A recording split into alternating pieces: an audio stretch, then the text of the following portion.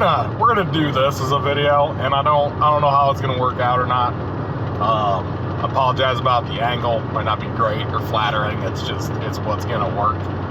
And I'm probably not gonna look at the camera the entire time because I'm driving my car right now, and I'm not a distracted driver. I'm probably just gonna overlay some footage over this anyways.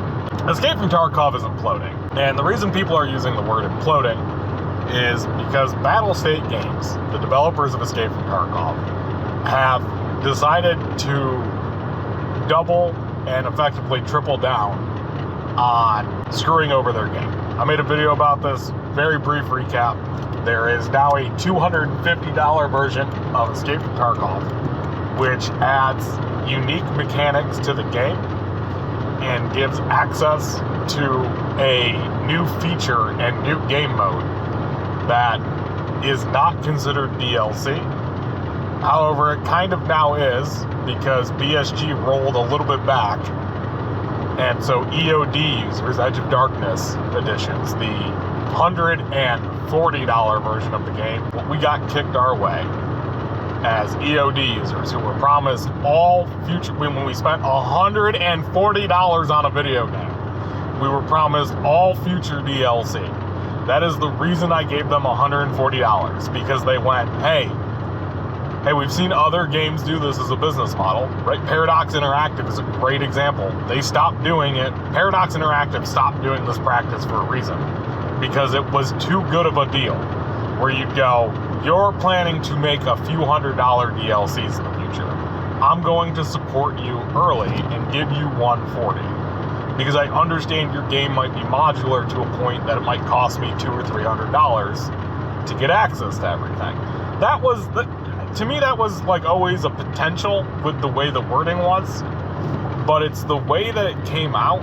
There was an interview between Pestily and Nikita recently, like real recently, like within a fortnight of when we're talking about all of this, where it was explicitly stated and asked about future DLC and future, microtransactions and all that stuff.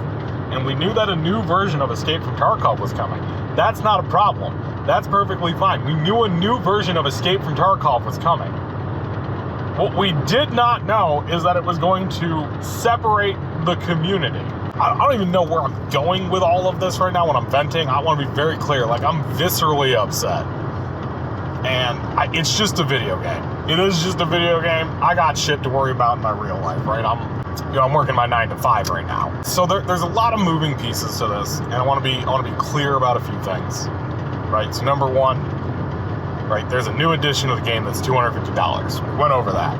It's kind of shitty. It's shitty consumer practice. It doesn't really make sense with what it gives you, except for the fact that they've added in unique game mechanics. And again, I talked about that yesterday. I don't really want to go into it too much. What upset me further is the double down and triple down BSG did. Number one, while Landmark was manually reviewing their website, someone at BSG, and whether this is somebody at BSG that did this or whether it's a malicious actor doing it because they think it'd be funny, I think this is one of those things where there's a lot of signal to noise ratio right now. We don't know the full truth of things until there is a reckoning to occur.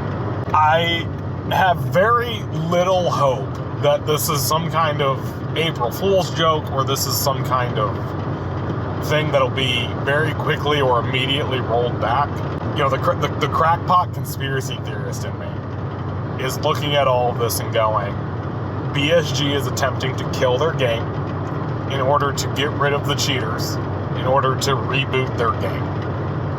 i.e., they suffered from success and need to restart over. It's a possible, that's my best case scenario, is this was intentionally designed to destroy the community. And then I think the worst case conspiracy theory I can think of is Tencent, the developers of Arena Breakout, or some kind of, some other company basically gave them a bag of money to go, hey, take this bag with stipulations attached, right? We'll give you money, and this is what you do to your game. we've seen that before with publishers.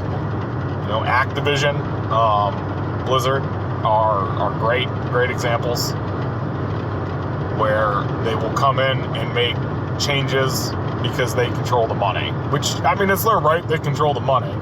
And it's our right as consumers because we control giving them money. Escape from Tarkov is no different. This game was $140 for a lot of people, is how they got into Escape from Tarkov. They bought Edge of Darkness for $140. And a lot of them were willing to pay for microtransactions for increased stash space and cosmetics. You had a game that was so good, people will pay you $140 and pay for microtransactions. So getting back to it, Landmark was looking at the website of Escape from Tarkov, measuring, just kind of like looking at the Edge of Darkness words, and they started removing things. They removed the word unique about the Gamma container, because the Gamma container is no longer unique to Edge of Darkness. You can get it with the Unheard edition. And again, I'm not like salty. I don't care. It's like, oh no, my unique container. I'm not upset about that. It's a promise that was broke. And when it was, proof is found of like, hey, you guys made this promise in the past, instead of going, we understand that, here's why we are allowed to change the language of our game, right? Which is what most developers would do. I understand at the end of the day, Tarkov's a live service game, and I understand there's a lot of money that is needed for this, but there were so many better ways they could have done this. And the cover-up of them changing the website live is like, it's a kicker to me. I don't know a better way to describe it than it's a kicker to me. And BSG then releasing a Reddit post explaining what we in Edge of Darkness will get, which is not really anything different, except for the fact that we get 6 months of access to the co-op PvE mode, the persistent mode. We get 6 months access. What happens after 6 months? Is it like, is this a thing that's in 6 months that everybody gets access to it? Like, it's confusing. It's confusing, the language they're using, and it all feels hasty and rushed, and it makes me think something else is going on. There is a chance it's just shitty, greedy game developers. That is 100% a possibility here, and I don't know. I don't have words to describe, if that ends up being the case, the level of distrust. I've always had a little bit of a level of distrust for most game developers, and I'm okay with it. But I've never had a level of distrust so bad. Like, I've lived through some bad days of gaming. I think a lot of us lived through the downfall of things like GameSpy, or the downfall of Crossfire. For new people who aren't going to understand these, GameSpy was effectively what allowed most multiplayer games to run for a long time. Electronic Arts made Battlefield 1942, and it was powered by GameSpy. And what that means is that if you wanted to have the whole multiplayer function did not run off of an EA server, it ran off GameSpy servers. Don't get me wrong, there's other server host groups that did stuff. I did a lot of work with a server host group called MFOTS that became Maya's Internet Services. They're pretty cool. To me, it feels like the death of something I've lived through before. Tarkov has a large, loyal fan base, and it effectively just pissed on majority of it. And I don't know what the end of the tunnel is for that. And it just upsets me. Everything about this is upsetting me. It makes me very happy that I made a decision a long time ago to just do variety content still, where I'm like, you know what, Tarkov is not, I don't want to just keep playing Tarkov. I don't want to keep making Tarkov videos. I'm so glad that I started making other videos, because, I started doing like my weird music stuff that I do now. For like, I do need a main PvP game now. Tarkov has been for the last probably about 5 years for me at this point, maybe a little bit less. Whenever 12.6 came out is when I switched my focus to Escape from Tarkov. Became my primary, I want to play this and nothing else as a PvP game. I play other PvP games, like I really like BattleBit Remastered, I really enjoy War Thunder from time to time. I'm decent at Hunt Showdown. I used to be really in love with DayZ, back when it was a mod for Arma 2. Play a lot of Arma Reforger right now. Those games, don't get me wrong, there's like stupid crap that happens, there's drama, there's bullshit, but I never expected, out of all the drama and the stupidity that comes out of Battlestate Games' mouth, this, never in a million years would I have predicted it. I'm gonna keep having fun. You know, I put it on Twitter. Somebody put out a message of like, you know, how's everybody's mental health doing on today? You know, April 26th, the day after the implosion stuff. I'm like, well, I can't speak to everybody else, but what I did is I woke up and I just started working my normal job. Like, I didn't even think about it. But I got a little bit of time driving between clients right now, and so I love everybody. I don't know what the future of this channel is going to be without Tarkov as a centerpiece, kind of. It's always been a huge part of my personality.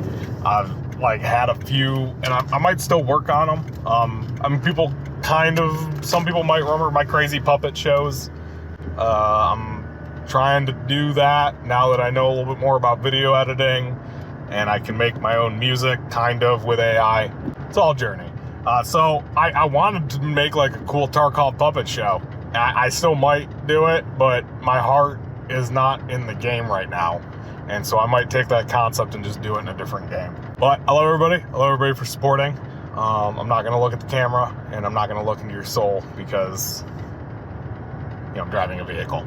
Stay safe out there. Be friendly. Don't get in too much trouble. You know, and ultimately at the end of the day, even though they might be the biggest pieces of shit in the world, it's hard to love somebody that's fucking you over. And I get it, but from the bottom of my heart, I really do love BSG for the game they did make. And I do love the developers for what the experience I was able to have in this game. But